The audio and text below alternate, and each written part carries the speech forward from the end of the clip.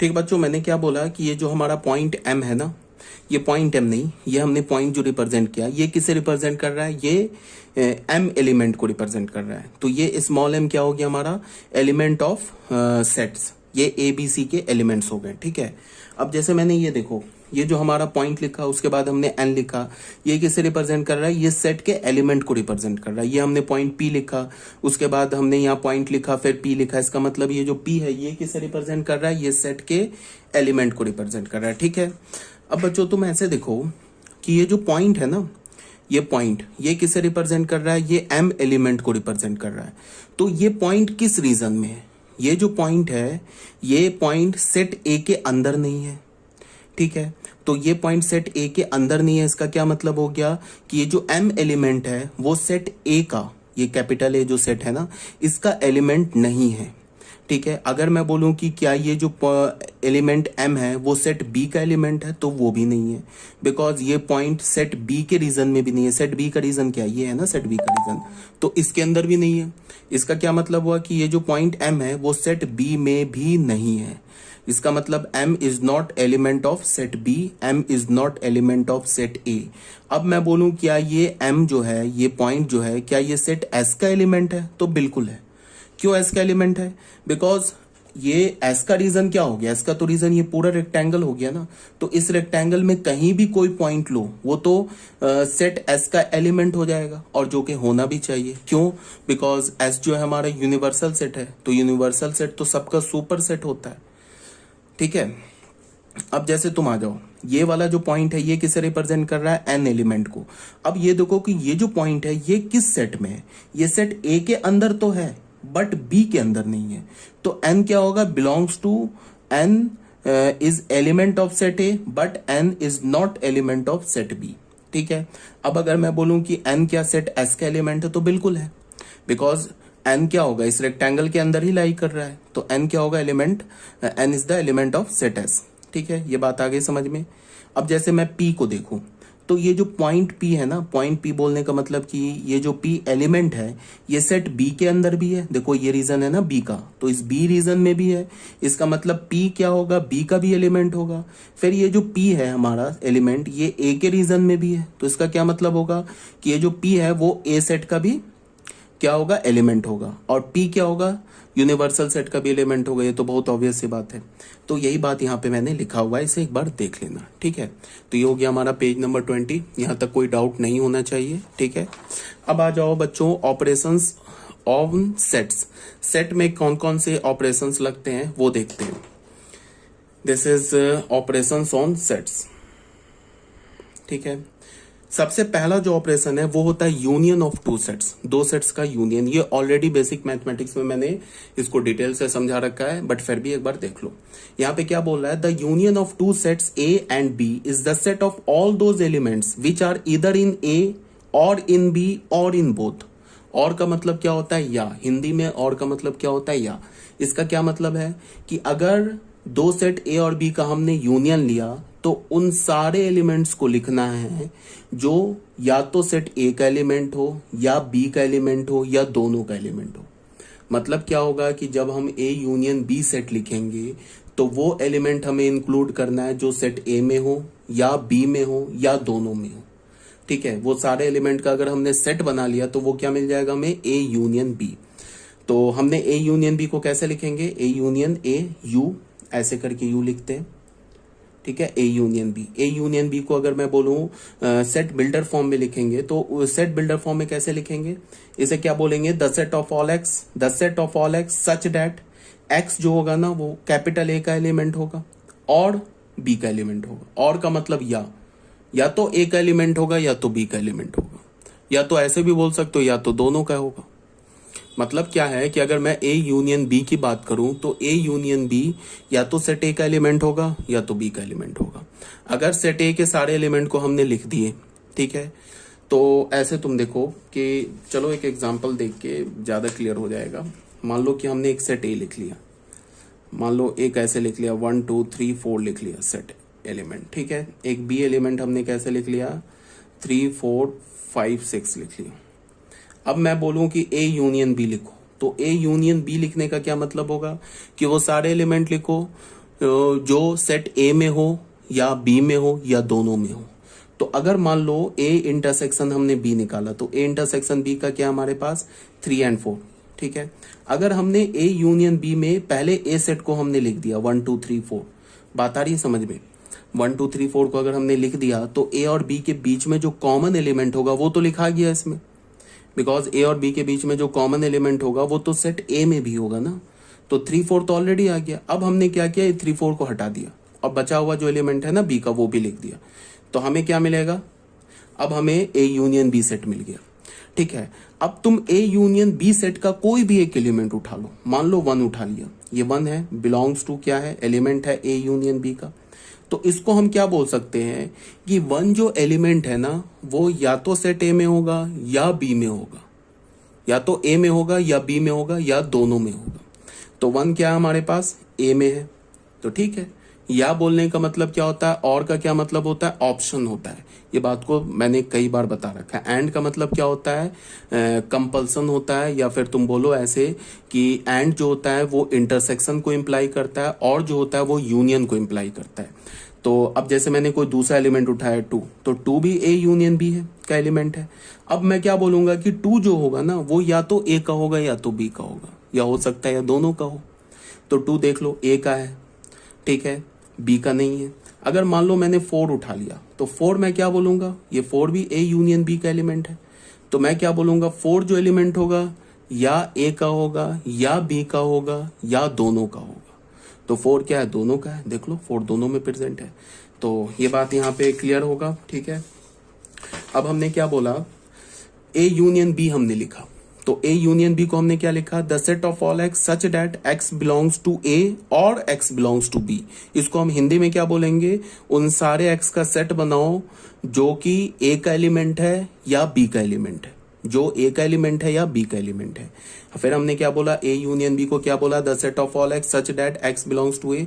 और को ना हम ऐसे भी लिखते हैं, ये सिर्फ यहाँ पे नोटेशन मैंने चेंज किया, ऐसे भी लिखते हैं वी टाइप, सीधा वी से हम किसको रिप्रेजेंट करते हैं, और को। तो क्या बोलेंगे, the set of all x belongs to A और एक्स बिलोंग्स टू बी। अब यहाँ पे क्या है, यहाँ पे मैंने क्या लिखा कि इफ एक्स, अगर हमारे पास एक्स जो है वो ए यूनियन बी का एलिमेंट है, if and only if x belongs to A और एक्स बिलोंग्स टू बी। इसका क्या मतलब है कि अगर एक्स ए यूनियन बी का एलिमेंट है तो वहां से हमें क्या इम्प्लीकेशन मिलेगा, क्या हमें वहां इम्प्लाई करेगा कि वो x जो है ना वो या तो a का एलिमेंट हो और b का एलिमेंट हो। तो काफी बोल दिया, इफ एंड ओनली इफ इसका मतलब होता है, इसे हम क्या रीड करते हैं, इफ एंड ओनली इफ, ठीक है। अब वेन डायग्राम से कुछ यूनियन को देख लो। सबसे पहला वेन डायग्राम में क्या है कि यहाँ पे देखो जो सेट a है ना वो सेट b का सबसेट है। क्यों है, because set a set b के अंदर लाई कर रहा है। तो सेट a सेट b के अंदर लाई कर रहा है, इसका क्या मतलब हो गया, set a is the subset of set b, ठीक है। तो ये जो शेडिंग मैंने किया है ना, ये शेडिंग किसका है हुआ, ये ए यूनियन बी का शेडिंग किया मैंने। ये किसका शेडिंग किया मैंने, ए यूनियन बी का, ठीक है। तो ये जो भी शेडिंग है ना यहाँ पे सब ए यूनियन बी का है। तो अगर मैंने बोला कि ए यूनियन बी की शेडिंग करो तो हमें क्या करना है, ए के भी सारे एलिमेंट ले लेने हैं, बी के भी सारे एलिमेंट ले लेने हैं और दोनों का कॉमन भी ले लेना है। तो जब बी सेट हमारा ए सेट जो है खुद बी सेट के अंदर है, तो सिर्फ अगर मैं बी सेट का एलिमेंट ले लूं तो ए के भी सारे एलिमेंट आ गए और दोनों के कॉमन भी आ गए। क्यों आ गए, बिकॉज ए जो सेट है ना वो सेट बी के अंदर लाई कर रहा है। तो अगर मैं सिर्फ बी सेट ले लूं तो बी के भी सारे एलिमेंट आ गए, ए के भी सारे एलिमेंट आ गए, कॉमन भी आ गए। तो अगर ए बी का सबसेट है और मैंने बोला कि ए यूनियन बी लिखो तो क्या मिलेगा हमें, ए यूनियन बी ए के इक्वल मिलेगा, ठीक है। एक चीज को तुम याद रखो, ये रिजल्ट मैंने आगे लिखा है बट फिर भी अभी यहाँ पे पहले बता रहा हूं कि अगर ए बी का सबसेट है, ठीक है, तो यहां से क्या होगा, ये इंपॉर्टेंट रिजल्ट है, ए और बी का जो इंटरसेक्शन होगा वो क्या हो जाएगा, ए हो जाएगा, और ए और बी का जो यूनियन होगा ना वो क्या हो जाएगा, वो बी हो जाएगा। ये बिल्कुल सिंपल IQ से, अगर ए बी का सबसेट है तो ए के सारे एलिमेंट बी में है, तो अगर ए और बी का इंटरसेक्शन लोगे तो सेट ए आ जाएगा। अगर ए बी का सबसेट है तो ए और बी का यूनियन लोगे तो वो सेट बी आ जाएगा। क्यों सेट बी आ जाएगा, बिकॉज ए के सारे एलिमेंट तो बी में प्रेजेंट है। तो अगर तुमने बी सेट लिख लिया तो बी के भी सारे एलिमेंट आ गए, ए के भी सारे एलिमेंट आ गए, कॉमन भी आ गए, तो वो क्या हो जाएगा, सेट बी। तो ये रिजल्ट इंपॉर्टेंट है, इसे याद रखोगे। ये आगे मैंने एज अ नोट बना के लिखा है, ठीक है, अभी बट समझा दिया। यहाँ पे क्या मैंने बोला, यहाँ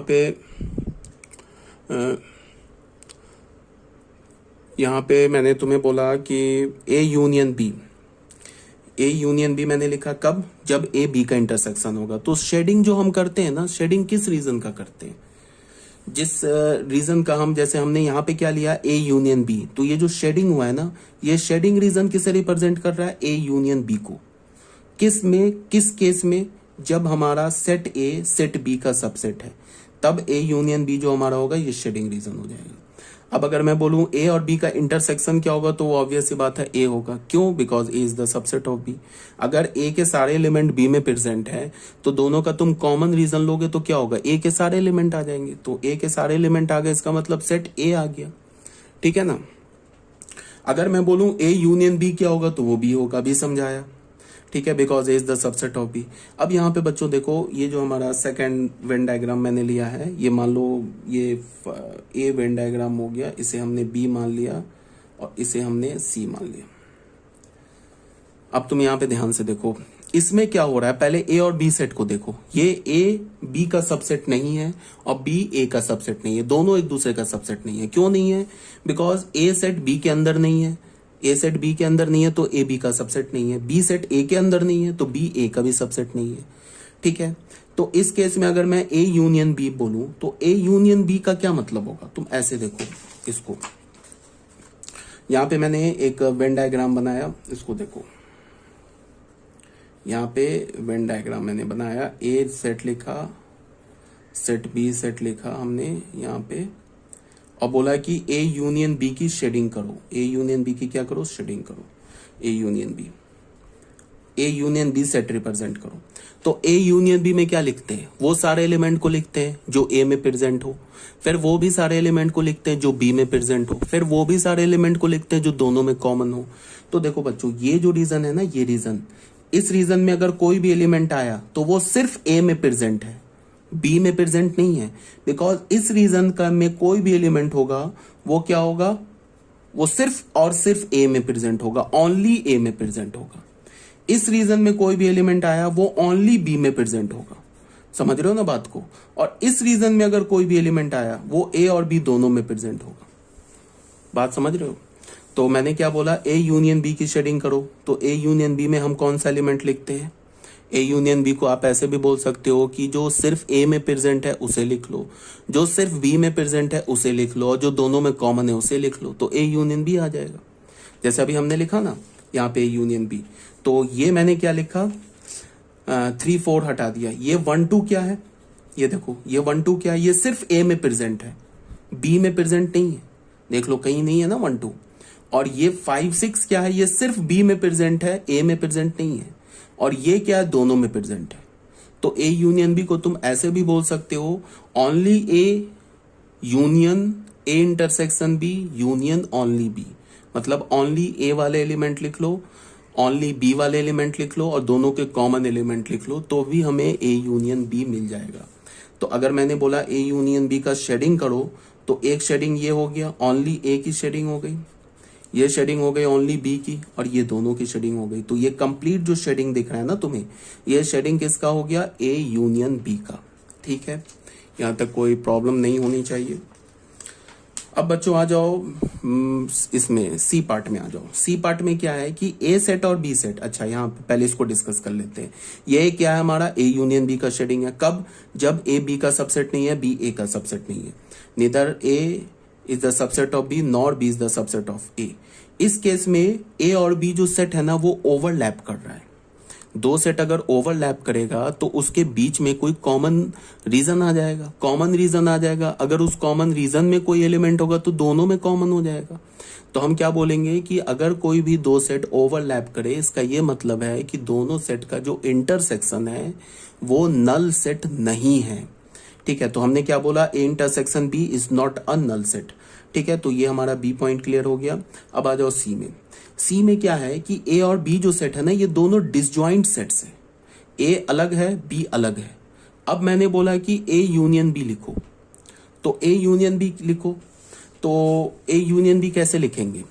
जो सारे एलिमेंट लिखेंगे जो ए में प्रेजेंट हो, और वो भी सारे एलिमेंट लिखेंगे जो बी में भी प्रेजेंट हो, और वो भी सारे एलिमेंट लिखेंगे जो दोनों में कॉमन हो। बट दोनों में कॉमन तो कुछ है ही नहीं, दोनों में तो कुछ नहीं है ना कॉमन। इसका क्या मतलब होगा? इसका ये मतलब होगा कि हम वो सारे एलिमेंट लिखेंगे जो सिर्फ ए में हो, और वो सारे एलिमेंट लिखेंगे या फिर उन सारे एलिमेंट की शेडिंग करेंगे जो सिर्फ बी में हो। तो सिर्फ ए में ए का सारा एलिमेंट है, सिर्फ ए में, ओनली ए में क्या है? ए के सारे एलिमेंट है। क्यों? बिकॉज ए और बी में कोई कॉमन ही रीजन नहीं है।